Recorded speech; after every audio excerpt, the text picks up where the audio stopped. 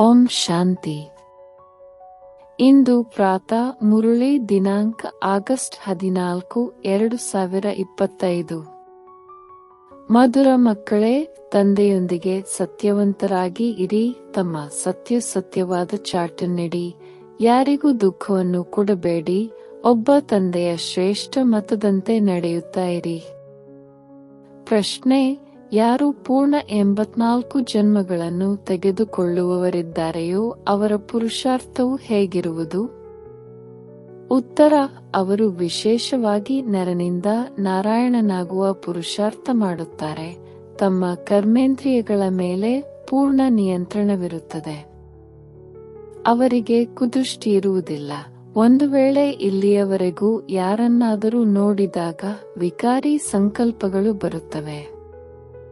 ಕುದೃಷ್ಟಿಯಾಗುತ್ತದೆ ಎಂದರೆ ತಿಳಿದುಕೊಳ್ಳಿ, ಪೂರ್ಣ 84 ಜನ್ಮಗಳನ್ನು ತೆಗೆದುಕೊಳ್ಳುವಂತಹ ಆತ್ಮನಲ್ಲ. ಗೀತೆ: ಈ ಪಾಪದ ಪ್ರಪಂಚದಿಂದ ದೂರ ಕರೆದುಕೊಂಡು ಹೋಗು. ಓಂ ಶಾಂತಿ. ಮಧುರಾತಿ ಮಧುರ ಆತ್ಮಿಕ ಮಕ್ಕಳಿಗೆ ತಿಳಿದಿದೆ, ಇದು ಪಾಪದ ಪ್ರಪಂಚವಾಗಿದೆ. ಪುಣ್ಯದ ಪ್ರಪಂಚವನ್ನು ಸಹ ಮನುಷ್ಯರು ತಿಳಿದುಕೊಂಡಿದ್ದಾರೆ. ಪುಣ್ಯದ ಪ್ರಪಂಚಕ್ಕೆ ಜೀವನ್ಮುಕ್ತಿ ಎಂದು ಹೇಳಲಾಗುತ್ತದೆ. ಅಲ್ಲಿ ಪಾಪವಾಗುವುದಿಲ್ಲ. ದುಃಖಧಾಮ ರಾವಣ ರಾಜ್ಯದಲ್ಲಿಯೇ ಪಾಪಗಳಾಗುತ್ತವೆ. ದುಃಖ ಕೊಡುವಂತಹ ರಾವಣನನ್ನು ನೋಡಿದ್ದೀರಿ. ರಾವಣನೆಂದರೆ ಯಾವುದೇ ವ್ಯಕ್ತಿಯಲ್ಲ, ಆದರೂ ಸಹ ಪ್ರತಿಮೆಯನ್ನು ಮಾಡಿ ಸುಡುತ್ತಾರೆ. ಮಕ್ಕಳಿಗೆ ತಿಳಿದಿದೆ, ನಾವು ಈ ಸಮಯದಲ್ಲಿ ರಾವಣ ರಾಜ್ಯದಲ್ಲಿದ್ದೇವೆ, ಆದರೆ ರಾವಣ ರಾಜ್ಯದಿಂದ ದೂರ ಸರಿದಿದ್ದೇವೆ. ನಾವೀಗ ಪುರುಷೋತ್ತಮ ಸಂಗಮಯುಗದಲ್ಲಿದ್ದೇವೆ. ಮಕ್ಕಳಿಗೆ ಇಲ್ಲಿ ಬಂದಾಗ ನಾವು ಯಾವ ತಂದೆಯು ಮನುಷ್ಯರಿಂದ ದೇವತೆಗಳನ್ನಾಗಿ ಮಾಡಿದ್ದಾರೆಯೋ ಅವರ ಬಳಿ ಹೋಗುತ್ತೇವೆ ಎಂದು ಬುದ್ಧಿಯಲ್ಲಿರುತ್ತದೆ.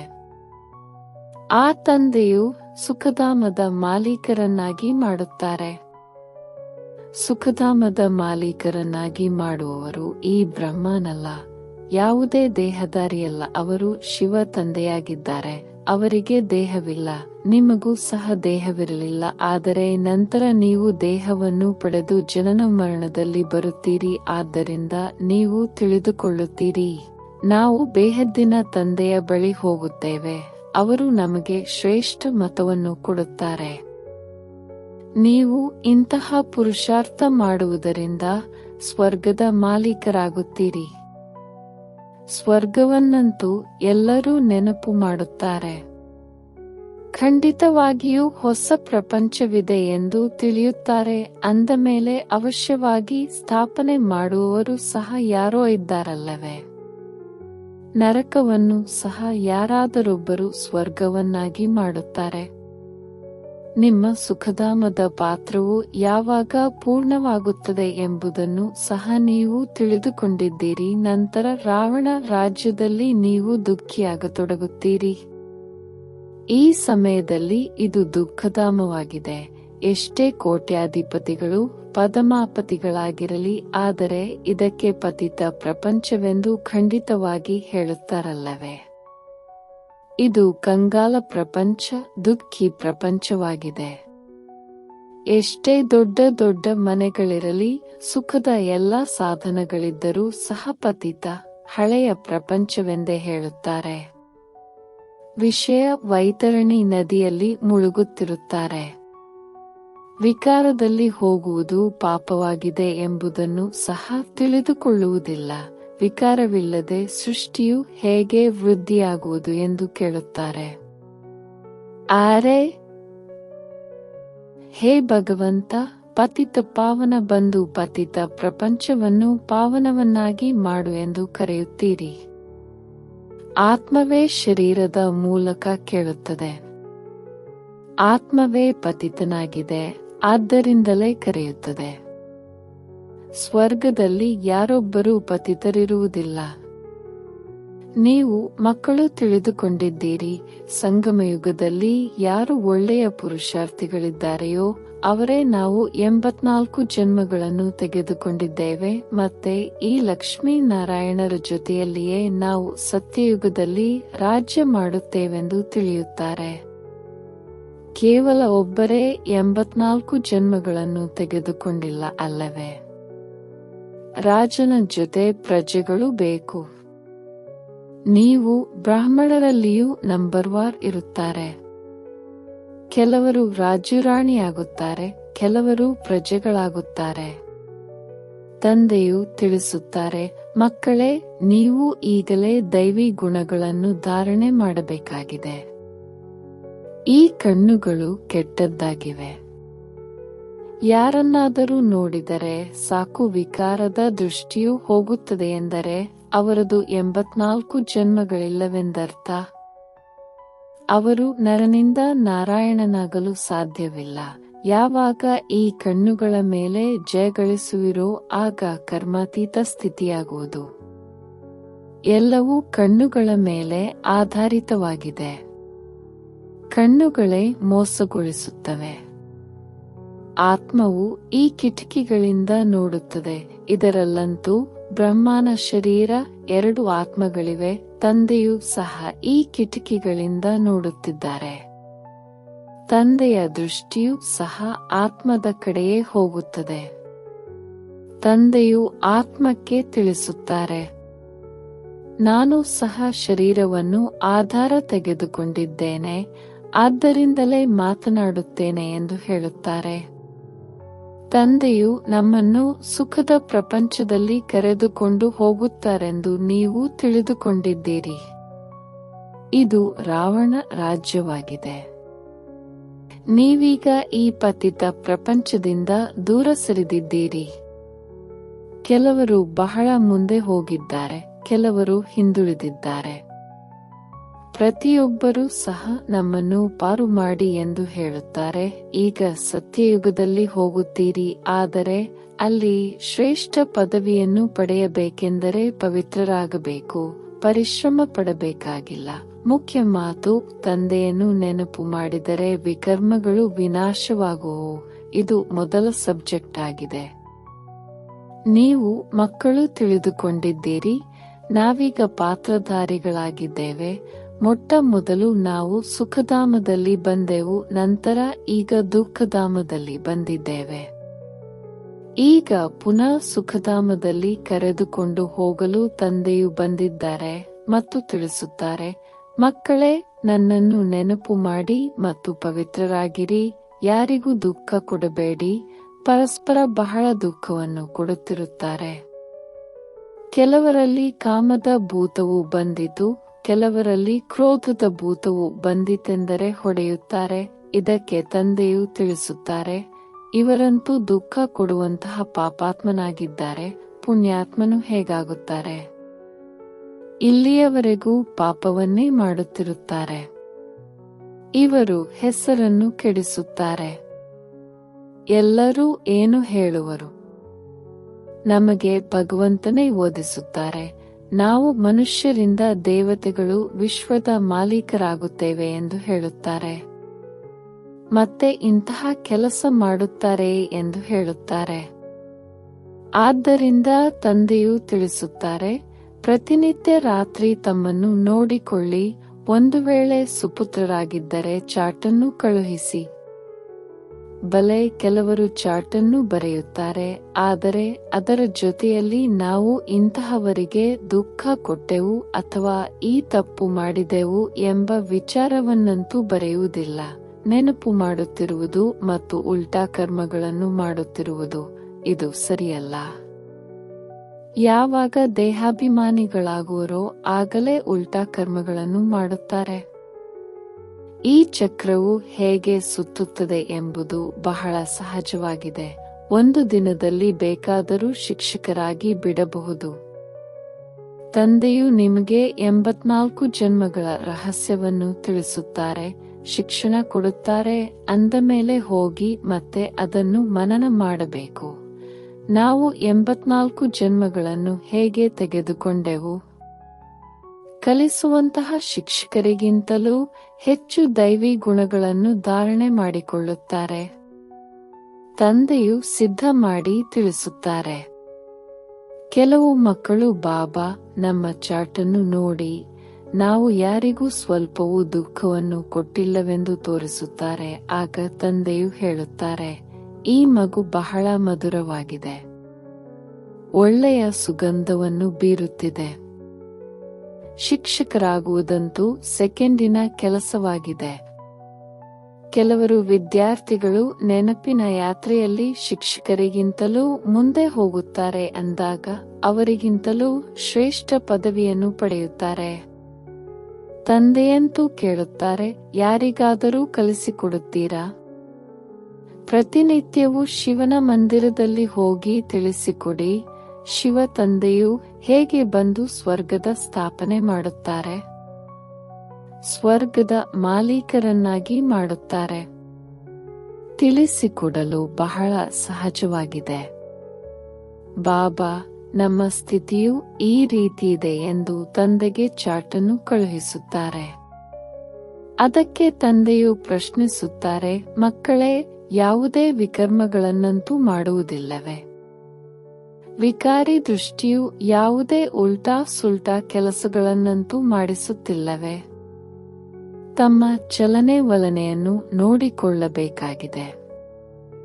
ಚಲನೆ ವಲನೆ ಎಲ್ಲದರ ಆಧಾರವು ಕಣ್ಣುಗಳ ಮೇಲಿದೆ. ಕಣ್ಣುಗಳು ಅನೇಕ ಪ್ರಕಾರವಾಗಿ ಮೋಸ ಮಾಡುತ್ತವೆ. ಸ್ವಲ್ಪವೇನಾದರೂ ಯಾವುದೇ ಪದಾರ್ಥವನ್ನು ಕೇಳದೆ ತಿಂದುಬಿಟ್ಟರೆ ಅದು ಸಹ ಪಾಪವಾಗಿ ಬಿಡುತ್ತದೆ, ಏಕೆಂದರೆ ಅನುಮತಿಯಿಲ್ಲದೆ ತೆಗೆದುಕೊಂಡರಲ್ಲವೇ. ಇಲ್ಲಿ ಬಹಳಷ್ಟು ನಿಯಮಗಳಿವೆ. ಶಿವ ತಂದೆಯ ಯಜ್ಞವಲ್ಲವೇ? ನಿಮಿತ್ತರನ್ನು ಕೇಳದೆ ಪದಾರ್ಥವನ್ನು ತಿನ್ನುವಂತಿಲ್ಲ. ಒಬ್ಬರು ತಿಂದರೆ ಅನ್ಯರು ಸಹ ಅದೇ ರೀತಿ ಮಾಡತೊಡಗುತ್ತಾರೆ. ವಾಸ್ತವದಲ್ಲಿ ಇಲ್ಲಿ ಯಾವುದೇ ಪದಾರ್ಥವನ್ನು ಒಳಗಿಟ್ಟು ಬೀಗವನ್ನು ಹಾಕುವ ಅವಶ್ಯಕತೆ ಇಲ್ಲ. ನಿಯಮವು ಏನು ಹೇಳುತ್ತದೆ ಎಂದರೆ, ಈ ಮನೆಯೊಳಗೆ ಅಡುಗೆ ಮನೆಯಲ್ಲಿ ಯಾರೂ ಅಪವಿತ್ರರು ಬರುವಂತಿಲ್ಲ. ಹೊರಗಡೆಯಂತೂ ಅಪವಿತ್ರರು, ಪವಿತ್ರರ ಪ್ರಶ್ನೆಯೇ ಬರುವುದಿಲ್ಲ. ಆದರೆ ತಮ್ಮನ್ನು ಪತಿತರೆಂದು ಹೇಳಿಕೊಳ್ಳುತ್ತಾರಲ್ಲವೇ? ಎಲ್ಲರೂ ಪತಿತರಾಗಿದ್ದಾರೆ. ವಲ್ಲಭಾಚಾರಿ ಅಥವಾ ಶಂಕರಾಚಾರ್ಯರನ್ನು ಯಾರೂ ಮುಟ್ಟಲು ಸಾಧ್ಯವಿಲ್ಲ, ಏಕೆಂದರೆ ನಾವು ಪಾವನರು, ಇವರು ಪತಿತರೆಂದು ಅವರಿಗೆ ತಿಳಿದಿದೆ. ಬಲೆ ಇಲ್ಲಿ ಎಲ್ಲರ ಶರೀರಗಳು ಪತಿತವಾಗಿದೆ. ಆದರೂ ಸಹ ಪುರುಷಾರ್ಥದನುಸಾರ ವಿಕಾರಗಳ ಸನ್ಯಾಸ ಮಾಡುತ್ತಾರೆ. ಆದ್ದರಿಂದ ನಿರ್ವಿಕಾರಿಗಳ ಮುಂದೆ ವಿಕಾರಿಗಳು ತಲೆಬಾಗುತ್ತಾರೆ. ಇವರು ಬಹಳ ಸ್ವಚ್ಛ ಧರ್ಮಾತ್ಮ ಮನುಷ್ಯನೆಂದು ಹೇಳುತ್ತಾರೆ. ಸತ್ಯಯುಗದಲ್ಲಂತೂ ಮಲೆಚ್ಚರಿರುವುದಿಲ್ಲ. ಅದು ಪವಿತ್ರ ಪ್ರಪಂಚವಾಗಿದೆ. ಒಂದೇ ಜನಾಂಗವಿರುತ್ತದೆ. ನೀವು ಎಲ್ಲಾ ರಹಸ್ಯವನ್ನು ತಿಳಿದುಕೊಂಡಿದ್ದೀರಿ. ಆರಂಭದಿಂದ ಹಿಡಿದು ಸೃಷ್ಟಿಯ ಆದಿ ಮಧ್ಯಾಂತ್ಯದ ರಹಸ್ಯವು ಬುದ್ಧಿಯಲ್ಲಿರಬೇಕು. ನಾವೀಗ ಎಲ್ಲವನ್ನೂ ತೆಗೆದುಕೊಳ್ಳುತ್ತೇವೆ, ಬಾಕಿ ಇನ್ನೇನನ್ನಾದರೂ ತಿಳಿದುಕೊಳ್ಳುವುದು ಇರುವುದೇ ಇಲ್ಲ. ರಚಯಿತ ತಂದೆಯನ್ನು ಅರಿತುಕೊಂಡಿರಿ, ಸೂಕ್ಷ್ಮವತನ ಮತ್ತು ಭವಿಷ್ಯ ಪದವಿಯನ್ನು ಅರಿತುಕೊಂಡಿರಿ. ಇದಕ್ಕಾಗಿಯೇ ನೀವು ಪುರುಷಾರ್ಥ ಮಾಡುತ್ತೀರಿ. ಮತ್ತೆ ಒಂದು ವೇಳೆ ಚಲನೆಯು ಮೊದಲಿನಂತಾಗಿ ಬಿಡುತ್ತದೆ ಎಂದರೆ ಶ್ರೇಷ್ಠ ಪದವಿಯನ್ನು ಪಡೆಯಲು ಸಾಧ್ಯವಿಲ್ಲ. ಯಾರಿಗಾದರೂ ದುಃಖವನ್ನು ಕೊಡುತ್ತಾರೆ, ವಿಕಾರದಲ್ಲಿ ಹೋಗುತ್ತಾರೆ, ಇಲ್ಲವೇ ಕುದೃಷ್ಟಿಯನ್ನಿಡುತ್ತಾರೆಂದರೆ ಇದು ಸಹ ಪಾಪವಾಗಿದೆ. ದೃಷ್ಟಿಯು ಪರಿವರ್ತನೆಯಾಗುವುದು ಬಹಳ ಪರಿಶ್ರಮವಿದೆ ಅಂದಾಗ ದೃಷ್ಟಿಯು ಬಹಳ ಚೆನ್ನಾಗಿರಬೇಕು. ಕಣ್ಣುಗಳು ನೋಡುತ್ತವೆ, ಇವರು ಕ್ರೋಧ ಮಾಡುತ್ತಾರೆಂದರೆ ತಾನು ಕ್ರೋಧಿಯಾಗಿ ಬಿಡುತ್ತಾರೆ. ಶಿವ ತಂದೆಯಲ್ಲಿ ಸ್ವಲ್ಪವೂ ಪ್ರೀತಿಯಿಲ್ಲ, ನೆನಪೇ ಮಾಡುವುದಿಲ್ಲ. ಬಲಿಹಾರಿಯು ಶಿವ ತಂದೆಯದಾಗಿದೆ. ಬಲಿಹಾರಿಯು ಆ ಸದ್ಗುರುವಿನದಾಗಿದೆ. ಯಾರು ಗೋವಿಂದ ಶ್ರೀಕೃಷ್ಣನ ಸಾಕ್ಷಾತ್ಕಾರ ಮಾಡಿಸಿದರೋ ಗುರುವಿನ ಮೂಲಕ ನೀವು ಗೋವಿಂದನಾಗುತ್ತೀರಿ. ಕೇವಲ ಸಾಕ್ಷಾತ್ಕಾರದಿಂದ ಬಾಯಿ ಸಿಹಿಯಾಗುವುದಿಲ್ಲ. ಮೀರಾಳ ಬಾಯಿ ಸಿಹಿಯಾಯಿತೆ. ಪ್ರತ್ಯಕ್ಷ ರೂಪದಲ್ಲಿ ಸ್ವರ್ಗದಲ್ಲಂತೂ ಹೋಗಲಿಲ್ಲ. ಅದು ಭಕ್ತಿ ಮಾರ್ಗವಾಗಿದೆ. ಅದಕ್ಕೆ ಸ್ವರ್ಗದ ಸುಖವೆಂದು ಹೇಳುವುದಿಲ್ಲ. ಗೋವಿಂದನನ್ನು ಕೇವಲ ನೋಡುವುದಲ್ಲ, ಅವರಂತೆ ಆಗಬೇಕಾಗಿದೆ. ನೀವು ಆ ರೀತಿ ಆಗುವುದಕ್ಕಾಗಿಯೇ ಇಲ್ಲಿಗೆ ಬಂದಿದ್ದೀರಿ. ಈ ನಶೆ ಇರಲಿ. ಯಾರು ನಮ್ಮನ್ನು ಈ ರೀತಿ ಮಾಡುತ್ತಾರೆಯೋ ಅಂತಹ ತಂದೆಯ ಬಳಿ ನಾವು ಹೋಗುತ್ತೇವೆ. ತಂದೆಯು ಎಲ್ಲರಿಗೆ ಸಲಹೆ ನೀಡುತ್ತಾರೆ. ಚಾರ್ಟ್ನಲ್ಲಿ ಇದನ್ನು ಬರೆಯಿರಿ. ಕಣ್ಣುಗಳು ಮೋಸ ಮಾಡಲಿಲ್ಲವೇ? ಪಾಪವನ್ನಂತೂ ಮಾಡಲಿಲ್ಲವೇ? ಕಣ್ಣುಗಳು ಯಾವುದಾದರೊಂದು ಮಾತಿನಲ್ಲಿ ಖಂಡಿತವಾಗಿ ಮೋಸ ಮಾಡುತ್ತವೆ. ಆದ್ದರಿಂದ ಈಗ ಕಣ್ಣುಗಳು ಸಂಪೂರ್ಣ ಶೀತಲವಾಗಬೇಕು. ತಮ್ಮನ್ನು ಅಶರೀರಿ ಆತ್ಮನೆಂದು ತಿಳಿಯಿರಿ. ಈ ಕರ್ಮಾತೀತ ಸ್ಥಿತಿಯು ಅಂತಿಮದಲ್ಲಾಗುವುದು. ಅದರಲ್ಲಿಯೂ ಯಾವಾಗ ತಂದೆಗೆ ತಮ್ಮ ಚಾರ್ಟನ್ನು ಕಳುಹಿಸುತ್ತೀರೋ ಆಗ. ಬಲೆ ಧರ್ಮರಾಜನ ರಿಜಿಸ್ಟರ್ನಲ್ಲಿ ಎಲ್ಲವೂ ತಾನಾಗಿಯೇ ಜಮಾ ಆಗಿ ಬಿಡುತ್ತದೆ. ಆದರೆ ಈಗ ತಂದೆಯು ಸಾಕಾರದಲ್ಲಿ ಬಂದಿದ್ದಾರೆಂದ ಮೇಲೆ ತಂದೆಗೆ ಎಲ್ಲವೂ ತಿಳಿಯಬೇಕಲ್ಲವೇ? ಆದ್ದರಿಂದ ಎಚ್ಚರಿಕೆ ನೀಡುತ್ತಾರೆ. ವಿಕಾರಿ ದೃಷ್ಟಿ ಅಥವಾ ದೇಹಾಭಿಮಾನದವರಿದ್ದರೆ ಅವರು ವಾಯುಮಂಡಲವನ್ನು ಅಶುದ್ಧಗೊಳಿಸುತ್ತಾರೆ. ಇಲ್ಲಿ ಕುಳಿತಿದ್ದರೂ ಸಹ ಬುದ್ಧಿಯೋಗವು ಹೊರಗೆ ಅಲೆಯುತ್ತಿರುತ್ತದೆ. ಮಾಯೆಯು ಬಹಳ ಮೋಸ ಮಾಡುತ್ತದೆ. ಮನಸ್ಸು ಬಹಳ ಬಿರುಗಾಳಿ ಇದ್ದಂತೆ. ಇಷ್ಟು ಶ್ರೇಷ್ಠರಾಗಲು ಎಷ್ಟೊಂದು ಪರಿಶ್ರಮ ಪಡಬೇಕಾಗುತ್ತದೆ. ತಂದೆಯ ಬಳಿ ಬರುತ್ತಾರೆ. ತಂದೆಯು ಆತ್ಮಕ್ಕೆ ಜ್ಞಾನದ ಶೃಂಗಾರ ಮಾಡುತ್ತಾರೆ. ನೀವು ಸಹ ತಿಳಿದುಕೊಳ್ಳುತ್ತೀರಿ, ನಾವಾತ್ಮಗಳು ಜ್ಞಾನದಿಂದ ಪವಿತ್ರರಾಗುತ್ತೇವೆ. ನಂತರ ನಮಗೆ ಪವಿತ್ರ ಶರೀರವೇ ಸಿಗುವುದು. ಸತ್ಯಯುಗದಲ್ಲಿ ಆತ್ಮ ಮತ್ತು ಶರೀರವೆರಡೂ ಪವಿತ್ರವಾಗಿರುತ್ತದೆ. ಮತ್ತೆ ಅರ್ಧಕಲ್ಪದ ನಂತರ ರಾವಣ ರಾಜ್ಯವಾಗುತ್ತದೆ. ಭಗವಂತನು ಹೀಗೇಕೆ ಮಾಡಿದರೆಂದು ಮನುಷ್ಯರು ಕೇಳುತ್ತಾರೆ. ಆದರೆ ಇದು ಅನಾದಿ ನಾಟಕವು ಮಾಡಲ್ಪಟ್ಟಿದೆ. ಭಗವಂತನೇನೂ ಮಾಡಲಿಲ್ಲ. ಸತ್ಯಯುಗದಲ್ಲಿ ಒಂದು ದೇವಿಯು ದೇವತಾ ಧರ್ಮವೇ ಇರುತ್ತದೆ. ಇಂತಹ ಭಗವಂತನನ್ನು ನಾವೇಕೆ ನೆನಪು ಮಾಡಬೇಕೆಂದು ಕೆಲವರು ಪ್ರಶ್ನಿಸುತ್ತಾರೆ. ಆದರೆ ನಿಮಗೆ ಅನ್ಯ ಧರ್ಮದೊಂದಿಗೆ ಯಾವುದೇ ಸಂಬಂಧವಿಲ್ಲ. ಯಾರು ಮುಳ್ಳುಗಳಾಗಿದ್ದಾರೆಯೋ ಅವರೇ ಬಂದು ಹೂವಾಗುತ್ತಾರೆ. ಭಗವಂತನು ಕೇವಲ ಭಾರತವಾಸಿಗಳನ್ನಷ್ಟೇ ಸ್ವರ್ಗದಲ್ಲಿ ಕರೆದುಕೊಂಡು ಹೋಗುತ್ತಾರೆ. ನಾವು ಇದನ್ನು ಒಪ್ಪುವುದಿಲ್ಲ. ಭಗವಂತನಿಗೂ 2 ಕಣ್ಣುಗಳಿವೆ ಎಂದು ಮನುಷ್ಯರು ಕೇಳುತ್ತಾರೆ. ಈ ನಾಟಕವಂತೂ ಮಾಡಲ್ಪಟ್ಟಿದೆ. ಎಲ್ಲರೂ ಸ್ವರ್ಗದಲ್ಲಿ ಬಂದು ಬಿಟ್ಟರೆ ಮತ್ತೆ ಅನೇಕ ಧರ್ಮಗಳ ಪಾತ್ರವು ಹೇಗೆ ನಡೆಯುವುದು? ಸ್ವರ್ಗದಲ್ಲಿ ಇಷ್ಟು ಕೋಟ್ಯಾಂತರ ಮನುಷ್ಯರು ಇರುವುದಿಲ್ಲ. ಮೊಟ್ಟ ಮೊದಲ ಮುಖ್ಯ ಮಾತೇನೆಂದರೆ ಭಗವಂತ ಯಾರಾಗಿದ್ದಾರೆ ಅವರನ್ನಾದರೂ ತಿಳಿದುಕೊಳ್ಳಿ. ಮೊದಲು ಇದು ಅರ್ಥವಾಗದಿದ್ದರೆ ಅನೇಕ ಪ್ರಶ್ನೆಗಳನ್ನು ಕೇಳುತ್ತಿರುತ್ತಾರೆ. ತಮ್ಮನ್ನು ಆತ್ಮನೆಂದು ತಿಳಿದಾಗ ಇವರ ಮಾತು ಸರಿಯಾಗಿದೆ. ನಾವು ಅವಶ್ಯವಾಗಿ ಪತಿತರಿಂದ ಪಾವನರಾಗಬೇಕಾಗಿದೆ. ಅವರೊಬ್ಬರನ್ನೇ ನೆನಪು ಮಾಡಬೇಕಾಗಿದೆ. ಎಲ್ಲಾ ಧರ್ಮಗಳಲ್ಲಿ ಭಗವಂತನನ್ನು ನೆನಪು ಮಾಡುತ್ತಾರೆ ಎಂಬ ಮಾತನ್ನು ತಿಳಿದುಕೊಳ್ಳುತ್ತಾರೆ. ನೀವು ಮಕ್ಕಳಿಗೆ ಈ ಜ್ಞಾನವು ಸಿಗುತ್ತಿದೆ. ಈ ಸೃಷ್ಟಿ ಚಕ್ರವು ಹೇಗೆ ಸುತ್ತುತ್ತದೆ ಎಂದು ನೀವು ತಿಳಿದುಕೊಂಡಿದ್ದೀರಿ. ನೀವು ಪ್ರದರ್ಶನಗಳಲ್ಲಿಯೂ ಸಹ ಎಷ್ಟೊಂದು ತಿಳಿಸುತ್ತೀರಿ. ಆದರೆ ಕೆಲವರೇ ಪಕ್ಕಾ ಆಗುತ್ತಾರೆ. ಅಂದ ಮೇಲೆ ಪ್ರದರ್ಶನಗಳನ್ನು ಇಡುವುದಾದರೂ ಏಕೆ ಎಂದು ಹೇಳುವುದಲ್ಲ. ನಾಟಕದಲ್ಲಿತ್ತು ಮಾಡಿದಿರಿ. ಕೆಲವೊಂದು ಕಡೆ ಪ್ರದರ್ಶನಗಳಿಂದ ಬಹಳ ಮಂದಿ ಬರುತ್ತಾರೆ, ಕೆಲವೊಂದೆಡೆ ಬರುವುದಿಲ್ಲ. ಮುಂದೆ ಹೋದಂತೆ ಅನೇಕರು ಬರುತ್ತಾರೆ. ಶ್ರೇಷ್ಠ ಪದವಿಯನ್ನು ಪಡೆಯುವ ಪುರುಷಾರ್ಥ ಮಾಡುತ್ತಾರೆ. ಯಾರಾದರೂ ಕಡಿಮೆ ಪದವಿಯನ್ನು ಪಡೆಯುವುದಿದ್ದರೆ ಅವರು ಅಷ್ಟು ಪುರುಷಾರ್ಥವನ್ನು ಮಾಡುವುದಿಲ್ಲ. ಆದರೂ ಸಹ ಮತ್ತೆ ಮತ್ತೆ ತಂದೆಯು ಮಕ್ಕಳಿಗೆ ತಿಳಿಸುತ್ತಾರೆ, ಮಕ್ಕಳೇ, ಯಾವುದೇ ವಿಕರ್ಮ ಮಾಡಬೇಡಿ. ಇದನ್ನು ಸಹ ನೋಟ್ ಮಾಡಿಕೊಳ್ಳಿ, ನಾವು ಯಾರಿಗೂ ದುಃಖವನ್ನು ಕೊಡಲಿಲ್ಲವೇ? ಯಾರೊಂದಿಗೂ ಜಗಳವಾಡಲಿಲ್ಲವೇ? ಉಲ್ಟಾ ಸುಲ್ಟಾ ಮಾತನಾಡಲಿಲ್ಲವೇ? ಯಾವುದೇ ಅಕರ್ತವ್ಯ ಕಾರ್ಯವನ್ನು ಮಾಡಲಿಲ್ಲವೇ? ತಂದೆಯು ಹೇಳುತ್ತಾರೆ, ಯಾವ ವಿಕರ್ಮಗಳನ್ನು ಮಾಡುತ್ತೀರೋ ಅದೆಲ್ಲವನ್ನೂ ಬರೆಯಿರಿ. ಇದಂತೂ ನಿಮಗೆ ತಿಳಿದಿದೆ. ದ್ವಾಪರದಿಂದ ಹಿಡಿದು ವಿಕರ್ಮಗಳನ್ನು ಮಾಡುತ್ತಾ ಈಗ ಬಹಳ ವಿಕರ್ಮಿಗಳಾಗಿ ಬಿಟ್ಟಿರಿ. ಎಲ್ಲವನ್ನೂ ತಂದೆಗೆ ಬರೆದುಕೊಡುವುದರಿಂದ ಭಾರವು ಹಗುರವಾಗುವುದು. ನಾವು ಯಾರಿಗೂ ದುಃಖವನ್ನು ಕೊಡುವುದಿಲ್ಲವೆಂದು ಬರೆಯುತ್ತಾರೆ. ಅದಕ್ಕೆ ತಂದೆಯು ಹೇಳುತ್ತಾರೆ, ಚಾರ್ಟನ್ನು ತೆಗೆದುಕೊಂಡು ಬಂದರೆ ನೋಡುತ್ತೇನೆ.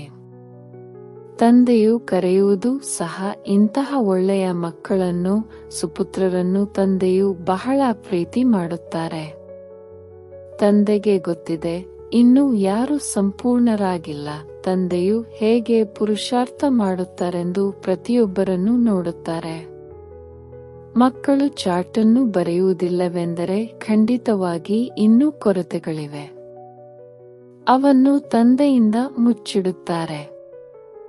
ಯಾರು ಚಾರ್ಟ್ ಬರೆಯುವರೋ ಅವರೇ ಸತ್ಯ ಪ್ರಾಮಾಣಿಕ ಮಗುವೆಂದು ತಿಳಿಯುತ್ತೇನೆ. ಚಾರ್ಟ್ನ ಜೊತೆಗೆ ಮತ್ತೆ ನಡವಳಿಕೆಯೂ ಬೇಕು. ಒಳ್ಳೆಯದು. ಮಧುರಾತಿ ಮಧುರ ಅಗಲಿ ಹೋಗಿ ಮರಳಿ ಸಿಕ್ಕಿರುವ ಮಕ್ಕಳ ಪ್ರತಿ ಮಾತಾಪಿತಾ ಬಾಪ್ದಾದರವರ ನೆನಪು, ಪ್ರೀತಿ ಹಾಗೂ ಸುಪ್ರಭಾತ. ಆತ್ಮಿಕ ಮಕ್ಕಳಿಗೆ ಆತ್ಮಿಕ ತಂದೆಯ ನಮಸ್ತೆ. ಧಾರಣೆಗಾಗಿ ಮುಖ್ಯ ಸಾರ. ಸ್ವಯಂನ ಭಾರವನ್ನು ಹಗುರವನ್ನಾಗಿ ಮಾಡಿಕೊಳ್ಳಲು ಏನೆಲ್ಲವೂ ವಿಕರ್ಮಗಳಾಗಿವೆಯೋ ಎಲ್ಲವನ್ನೂ ತಂದೆಗೆ ಬರೆದುಕೊಡಬೇಕಾಗಿದೆ. ಈಗ ಯಾರಿಗೂ ದುಃಖವನ್ನು ಕೊಡಬಾರದು, ಸುಪುತ್ರರಾಗಿರಬೇಕಾಗಿದೆ. ತಮ್ಮ ದೃಷ್ಟಿಯನ್ನು ಬಹಳ ಶುದ್ಧ ಮಾಡಿಕೊಳ್ಳಬೇಕಾಗಿದೆ. ಕಣ್ಣುಗಳು ಮೋಸಗೊಳಿಸದಿರಲಿ, ಇದರ ಸಂಪಾಲನೆ ಮಾಡಬೇಕಾಗಿದೆ. ತಮ್ಮ ನಡವಳಿಕೆಯನ್ನು ಬಹಳ ಚೆನ್ನಾಗಿಟ್ಟುಕೊಳ್ಳಬೇಕಾಗಿದೆ. ಕಾಮಕ್ರೋಧಕ್ಕೆ ವಶವಾಗಿ ಯಾವುದೇ ಪಾಪಕರ್ಮ ಮಾಡಬಾರದು. ವರದಾನ: ಲಕ್ಷ್ಯ ಮತ್ತು ಗುರಿಯನ್ನು ಸದಾ ಸ್ಮೃತಿಯಲ್ಲಿಟ್ಟುಕೊಂಡು ತೀವ್ರ ಪುರುಷಾರ್ಥ ಮಾಡುವಂತಹ ಸದಾ ಹೋಲಿ ಮತ್ತು ಹ್ಯಾಪಿ ಭವ. ಬ್ರಾಹ್ಮಣ ಜೀವನದ ಲಕ್ಷ್ಯವಾಗಿದೆ ಯಾವುದೇ ಹದ್ದಿನ ಆಧಾರವಿಲ್ಲದೆ ಸದಾ ಆಂತರಿಕ ಖುಷಿಯಲ್ಲಿರುವುದು. ಯಾವಾಗ ಈ ಲಕ್ಷ್ಯ ಬದಲಾಗಿ ಹದ್ದಿನ ಪ್ರಾಪ್ತಿಗಳ ಸಣ್ಣ ಸಣ್ಣ ಗಲ್ಲಿಗಳಲ್ಲಿ ಸಿಕ್ಕಿಹಾಕಿಕೊಂಡು ಬಿಡುವಿರಿ, ಆಮೇಲೆ ಗುರಿಯಿಂದ ದೂರವಾಗಿ ಬಿಡುವಿರಿ. ಆದ್ದರಿಂದ ಏನೇ ಆದರೂ ಸಹ ಹದ್ದಿನ ಪ್ರಾಪ್ತಿಗಳ ತ್ಯಾಗವನ್ನು ಸಹ ಮಾಡಬೇಕಾಗಬಹುದು. ಆದ್ದರಿಂದ ಅದನ್ನು ಬಿಟ್ಟು ಬಿಡಿ, ಆದರೆ ಅವಿನಾಶಿ ಖುಷಿಯನ್ನು ಎಂದು ಬಿಡಬೇಡಿ. ಹೋಲಿ ಮತ್ತು ಹ್ಯಾಪಿ ಭವದ ವರದಾನವನ್ನು ಸ್ಮೃತಿಯಲ್ಲಿಟ್ಟು ತೀವ್ರ ಪುರುಷಾರ್ಥದ ಮೂಲಕ ಅವಿನಾಶಿ ಪ್ರಾಪ್ತಿಯನ್ನು ಮಾಡಿಕೊಳ್ಳಿ. ಸ್ಲೋಗನ್: ಗುಣಮೂರ್ತಿಯಾಗಿ ಗುಣಗಳ ದಾನ ಕೊಡುತ್ತಾ ಹೋಗಿ. ಇದೆ ಎಲ್ಲಕ್ಕಿಂತ ದೊಡ್ಡ ಸೇವೆಯಾಗಿದೆ. ಅವ್ಯಕ್ತ ಸೂಚನೆ: ಸಹಜಯೋಗಿ ಆಗಬೇಕೆಂದರೆ ಪರಮಾತ್ಮನ ಪ್ರೀತಿಯ ಅನುಭವಿಯಾಗಿರಿ. ಮಾಸ್ಟರ್ ಜ್ಞಾನಪೂರ್ಣ, ಮಾಸ್ಟರ್ ಸರ್ವಶಕ್ತಿವಂತನ ಸ್ಟೇಜ್ ಮೇಲೆ ಸ್ಥಿತರಾಗಿ ಭಿನ್ನ ಭಿನ್ನ ಪ್ರಕಾರದ ಕ್ಯೂನಿಂದ ಹೊರಬಂದು ತಂದೆಯ ಜೊತೆ ಸದಾ ಮಿಲನ ಮಾಡುವ ಲಗನ್ನಲ್ಲಿ ತಮ್ಮ ಸಮಯವನ್ನು ತೊಡಗಿಸಿ ಮತ್ತು ಲವಲೀನ ಸ್ಥಿತಿಯಲ್ಲಿರಿ. ಆಗ ಬೇರೆ ಎಲ್ಲಾ ಮಾತುಗಳು ಸಹಜವಾಗಿ ಸಮಾಪ್ತಿಯಾಗಿ ಬಿಡುವುದು. ನಂತರ ನಿಮ್ಮ ಮುಂದೆ ನಿಮ್ಮ ಪ್ರಜೆ ಮತ್ತು ಭಕ್ತರ ಸಾಲು ಕ್ಯೂ ನಿಲ್ಲುವುದು. ಓಂ ಶಾಂತಿ. ನಿಮಗೆ ಇಷ್ಟವಾದರೆ ದಯವಿಟ್ಟು ಚಾನೆಲ್ ಸಬ್ಸ್ಕ್ರೈಬ್ ಮಾಡಿ. ಓಂ ಶಾಂತಿ.